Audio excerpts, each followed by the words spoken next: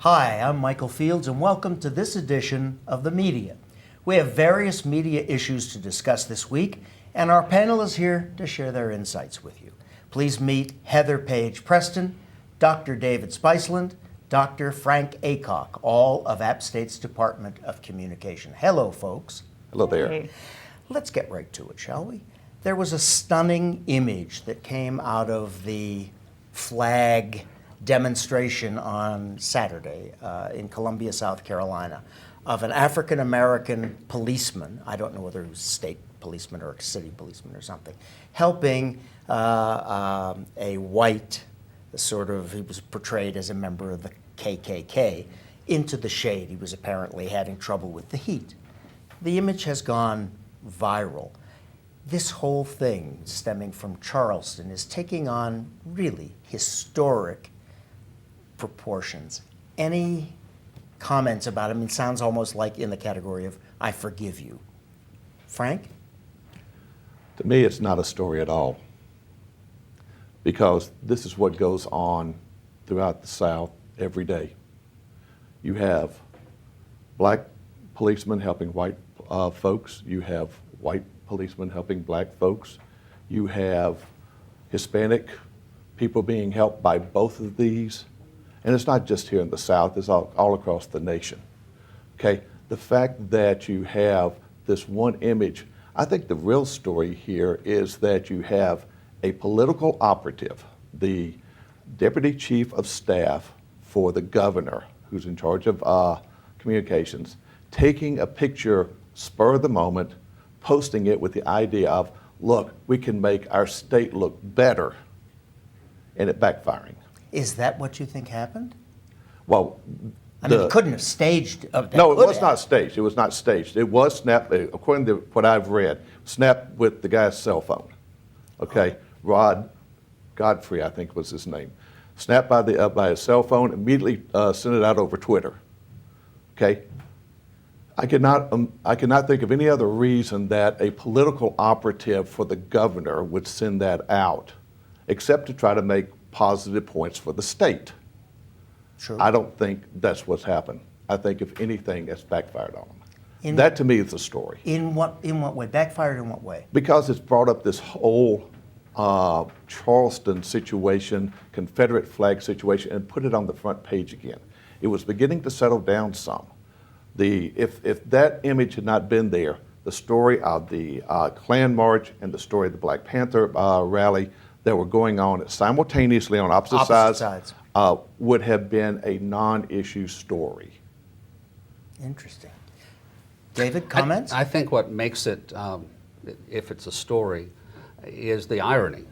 You know, here's a black cop who's helping, and Frank had said off camera that he wasn't a KKK member, he was a white supremacist or something like that. That's correct. To me, you know, what's the difference? Well, one has the card in his wallet and the other has or the sheet in the closet. There's a representation of evil in my mind, at least, of that person. So I think the irony, and what makes news is irony. It's frickin' frat, yin and yang very often. Heather. Oh, goodness. In the all media, comes down to you. yes, well, no pressure there, right? In the media, we have the ability to frame stories. That's what we do. We look for an angle. So I think I disagree with you, Frank, in the sense that it's a story in humanity. It's a story in that people go to work and they do their jobs, like you say, regardless of what's going on. But there's something really cool about that we're able to look at the world through a lens that shows us the way it should and could be. I don't disagree with you on that, but I think that this picture that has been taken has been pulled out and blown out of proportion away from all of that and has been made a political statement. But isn't it a good political statement? I don't think so. I think that it's aimed at, it was meant to be, okay? It was meant to be a good statement. Here we are in South Carolina, and yes, we are good people. Here we have this irony situation, but I think what's happened is it's brought back the whole notion of, okay, here you have Charleston, Confederate flag, racism, all that all over again. I think it's been blown way more out of proportion than it should be. Because as I said, this type of thing goes on every day. You don't see a story about a white policeman helping a black motorist. You don't see a story about a black fireman saving a white person's cat. But if You we're know, going that to sort of talk thing. about race in this country, maybe we should see those stories. And in the context, here on the east side of the Capitol are a bunch of white supremacists. Here on the west side, east-west, they were on opposite sides, there is another rally with Black Panthers and so forth. I'm not even sure the Black Panther movement still exists as it did, but two opposing demonstrations. All of a sudden, on the State House steps, this policeman seems to bring them together. And that, I think, may be, for me, the overriding image. But think about it. If on the other side where you have the Black Panther organization going on with their rally, if that picture had been taken of a white policeman helping a Black Panther, I think it would have up there, still been a great image. I think it'd been a great image, but I don't think it would have been given the same story and same emphasis that this one was. Maybe the surprise there is for people who don't live in the South, is that there is a black policeman in Columbia, South Carolina at all. Well, that's only for the people who don't live in the South, because Yes. Well, Which is the vast we know- majority of the country. Yes. but we do know better. Yes. But the rest of the world really doesn't. They see African Americans in the South as being totally powerless and certainly not in positions of authority. Maybe even that. maybe that's the story that should be told then by the media, is that the South is not still the The tired Jim media Crow. tropes that we see. Yeah. 1865, 1870, 1948. 1830 time frame. Well, having grown up in Detroit, yeah, I'll say it, Detroit, although my family's from the South, so I can be conversant in both realms. But you know, the media, since we're talking about the media, if you want to have somebody sound sophisticated, pardon me, do you have any Grey Poupon? You give them a pseudo-French or British accent. If you want them to look stupid, you give them a Southern accent. It's true. Anybody have any jelly? Remember that commercial? Yep. So there's still those stereotypes out there. Absolutely. That people, they lap it up. Well, we're speaking now about images, and I hope this is the last time we have to bring up the stars and bars, the flag. But I have been here at Appalachian State for 5 years. And this past weekend, and this week, I had occasion to drive down to Columbia and back. During that trip, I saw half a dozen pickup trucks with huge stars and bar flags flapping in the breeze. I had never seen that before, maybe once in a blue moon. All of a sudden, they're everywhere. I'm wondering if we've stirred up something that we hadn't intended to with all of this. And that sort of goes, Frank, with your... I think it's just I think it's quite honestly a natural reaction to the situation. You have people in the South who still love the idea of the Confederate flag, okay? Maybe they haven't moved on past 1865, I don't know. Probably not 1865, more like 1870, 1875 in Reconstruction. But, you know, it's not just Columbia, South Carolina, although that's where you would expect to see it. South Carolina, Georgia, Alabama, Mississippi, because those are the deep South. Here in Boone, North Carolina, in the last week, I have seen that same situation at least 3 times.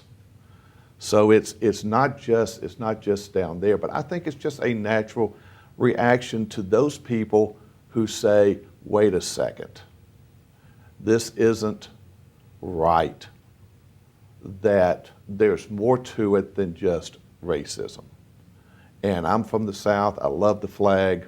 I'm saying this is what people say. I'm from the South, I love the flag. I believe in my heritage, and so I'm going to react to it. Heather? I think there's a hyper-awareness scenario going on. I also teach design here at Appalachian. And one of the things I talk about is the Joshua Tree principle, which is borrowed from an author of a design text for non-designers. And she said she never realized that she had a Joshua tree in her front yard until someone made her hyper aware of it. And then she started to see them everywhere where she lived in the American Southwest, right? She never really knew what they were. It was there. It was ubiquitous for her. It's the same as if you move and you rent a U-Haul. All of a sudden you see them everywhere, right? Well, the media has, as Dave has brought up in our past shows, it has the ability to set an agenda. Agenda setting theory is where the media doesn't tell us what to think, it tells us what to think about, right? So if we're thinking about this all of the time, you are going to be hyper aware of it, you are going to see more and more instances. I'm not saying that there aren't more displays of the Confederate flag, but in this case, hard numbers would be nice to have, right? Are we just hyper aware of it now so we see them where they were already? Or are there actually more? David? I could spend the entire 20-some minutes of this show Please don't. talking about my theory of communication, the use of symbols, and this really counters what I've heard some communication faculty here or other places say, is that it's not so much what you say, it's what people think you said. I think that the interpretation of symbols is internal. So when somebody tells me, well, I think this, or I'll use the term attach a meaning, and meaning is not in the word or the symbol or the flag, it's in people. What bothers me in a bigger way is the term of offense that, for instance, Walmart, this is what I read, took Confederate flag off the shelves because it offended people. Okay, what are we going to start doing in the future in terms of offending people? Does somebody's religion offend somebody, so therefore there should be, in terms of society, major changes because some people are offended. And I know some people are offended. It's a hot button issue. Offended by The flag, by Christianity, by Judaism, by Buddhism, by Islam. So when we open that, in my opinion, a can of worms about being offended, how far does it go? And Well, I think my measure of this has always been, I spent a lot of years in Columbia, my family lived there, and graphically, I think that the Stars and Bars is stunning. It's a gorgeous, gorgeous design. But when Are you talking about the Stars and Bars, or are you talking about the Confederate battle flag? the Confederate battle flag okay. is the Stars and No, Bars? Stars and It's Bars, not. no, it's not. No. Okay, the Confederate battle Battle flag. flag, Okay. yeah. However, when 50 or 60% of your state's citizens and taxpayers are offended by this symbol, the way they interpret this symbol, what it means to them, it has no place being over a government building. that's the issue. I don't even think it's political Well, correctness but, or. okay, but let's get back to the original question. I heard a libertarian say that, and this surprised me, I won't say who it was, but I heard somebody on TV say this, is that over a government building, that's inappropriate, but if it's in your backyard, that's your freedom of expression. So when we see people driving down the road with a Stars and Bars, whatever it might happen to be, is that a freedom of expression? Is that the First Amendment? I think the Supreme Court would say yes. Yeah. I think they would. And I'm not suggesting that it be illegal And to so- fly but the some flag. would. Well, I wouldn't, and I think that argument would quickly be dispelled by the Supreme Court. I am a little leery, however, about an employee parking his truck with the flag sticking up from it at the Lenore Krispy Kreme, which is what I saw over the weekend. And I mentioned to the manager, gee, is that one of your employees' trucks out there? And he said, yes. I said, maybe you should park it way in the back so that it doesn't affect your business, because there are some people who will not stop here because they think that there's some connection here. It's the Chick-fil-A thing all over again. And he said, that's interesting. I thought he'd be offended or tell me to shut up or something. But he said, that's interesting. I'll ask him to move it. That was a pretty enlightened Krispy Kreme manager, of course, partial because I love Krispy Kremes, the ones with the icing inside. Anyway, let's take this one step further. David, you brought up an interesting point. You said it's what you think he said that makes the difference. This week, our favorite poster boy, Donald Trump, last week, made some comments about John McCain. Now, most of the press gave the impression that he said, I don't think John McCain is a hero. That was sort of the message. Heaven help me for coming to Donald Trump's defense, but that isn't what he said.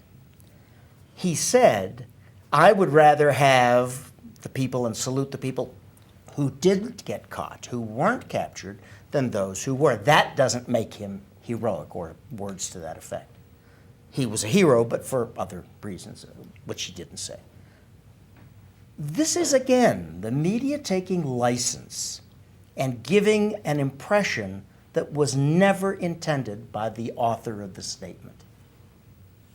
Heather? Oh, goodness. The only thing that pops into my head is that HuffPo has moved Donald Trump coverage to the entertainment section. Really, That's where I think it belongs. Yes, that's where my mind is in all of this. I think I've made it clear before that I really don't care what he has to say. It's all a media circus. What I don't like are the effects that we as the media create, that we give him a platform, that we cover things that aren't stories, as Frank has pointed out, right? David? Boy. Media responsibility here is the point, is the Well, issue. I believe, personally, I tend to accept a marketplace solution for a lot of things. Because I did hear, I do a lot of listening to TV in my car, the Sirius XM. Oh, yes, Yeah, yes, yeah. yes, yes, yes. So CNBC, so I can't always see the visual. But indeed, Trump did back down to some extent, or however you want to phrase it, to Bill O'Reilly, and said, well, I didn't say that, and he said he apologized, and he didn't use the word apologize. Now, personally, I think that anybody who could spend 5 years in prison and take the kind of garbage that John McCain did, I consider that a hero. But there were some other, I know of at least one other person who was there at the Hanoi Hilton, and he was critical of John McCain. But that's another issue. But if Trump says something stupid, and I don't really know who I'm going to vote for yet. I have an idea in terms of party, but this is not a support of Trump per se. But let Trump say what he wants to say, and then let the marketplace, the voters, that's why we have elections, decide whether or not what he said was stupid or not. Let me ask you one continuation of that, and kind of briefly, because we're running a little bit short. You have had something to say about the word hero, heroic. Want to expand on that a little bit? Wow. Who is a hero? Somebody who can work through extenuating circumstances, which someone like McCain did. Somebody who might do what I wouldn't do.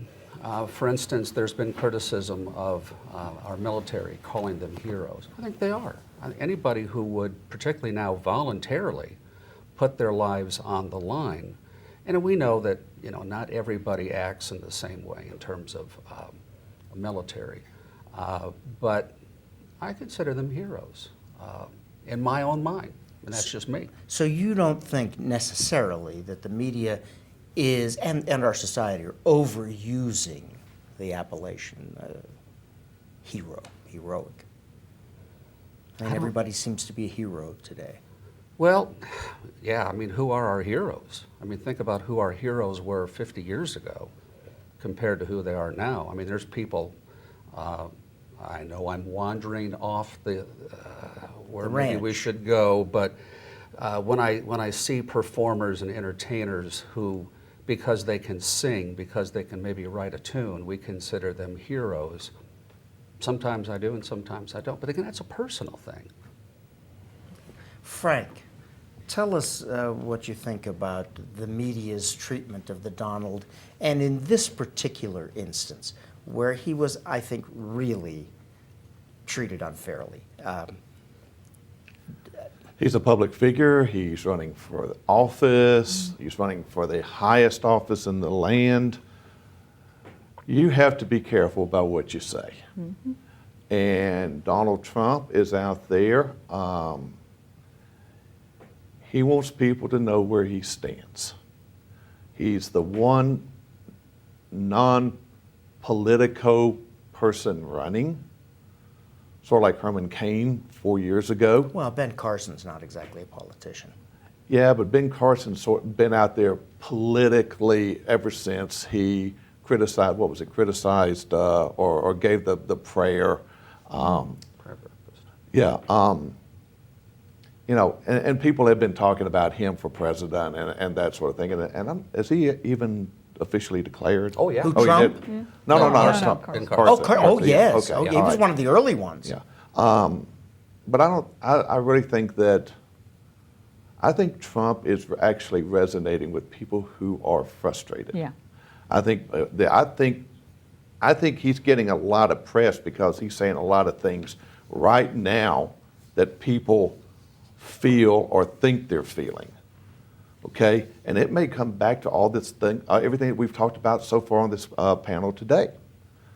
You know, he is a voice of a different side. He's not the squeamish politician who's sort of going to be careful about how he frames everything. Well, he's certainly not politically correct. That's for sure. That's absolutely true, but that resonates with a lot of people. Now, Is there some dichotomy here? I mean, some inconsistency here? Here's a billionaire populist.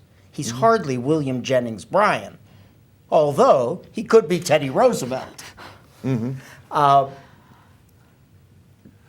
but at the same time, why don't we wait and see what it's going to be like in October of next year? Yeah.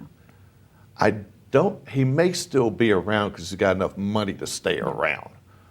But if he's up there challenging in the primaries, in the convention, if he gets the nomination, then there's a real story there. I don't see that happening.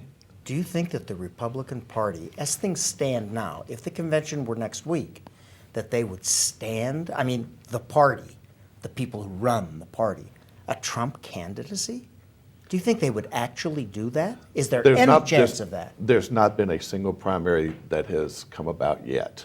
Yes, okay, fair enough. Well, and also, you know, politics and elections are set using, to some extent, agenda setting by events. Think about Edmund Muskie. Do you remember back in '68 yes. when he was crying in the snow and whatever? And it was an honest reaction on his part, but that cost him. Killed him. Yeah, exactly. Politically. But it was the media that covered it, a different media back in '68. So the media, do they set the agenda? Yeah, either purposely or accidentally. Who knows? But they're the gatekeepers. All right, this is, we have enough time left to cover a really big story. And this may be one of the most graceless segues in the history, Oh, or maybe please. not, Oh, from please. Donald Trump to ejaculation. New York By the way, Magazine. this is PG-13. Yeah. The New Yes, Yorker yeah. magazine, right? No, No, New no, York. no, Magazine. New York New York. Magazine Okay. has an article. May I borrow this from you? You may indeed. Now, I don't understand the artwork, but this is an article that says "Sex Lives" from New York Magazine, which is a very mainstream publication. Watch out, be warned. This column is about ejaculation, and it's 2 pages. This was in this week's New York Magazine.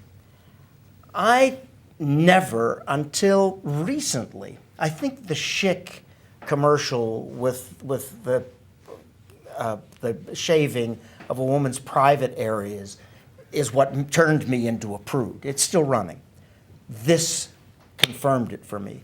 Here's an article with I cannot find a single point. I don't understand what is the point of the article, except to Titillate. titillate. Yeah. My reaction was, why? why are you writing this? Why am I reading this? There are a few minutes of my life gone that I will never get back. I'll be honest with you, I don't read New York Magazine. So I don't know if this fits their typical editorial profile, their audience wants, needs. I've read it every issue, I think, since it was founded back in the 60s. It is a very out there publication directed at, it started out as a city magazine with an edge. It is no longer a city magazine. It's out there fighting for its life. Okay. It was a weekly. Last year it became a bi-weekly. Okay. I think, wrap it up? To be continued. Please, but We'll I've got have things to, to say. I guess, what did we call this? Edging. Yeah. There you go. Anyway, thank you very much. We'll talk about this some other time. That's our program. Thanks for watching. We'd like to hear from you, and you can reach us with your comments and suggestions at watchapptv.com. Until next time, I'm Michael Fields. Goodbye.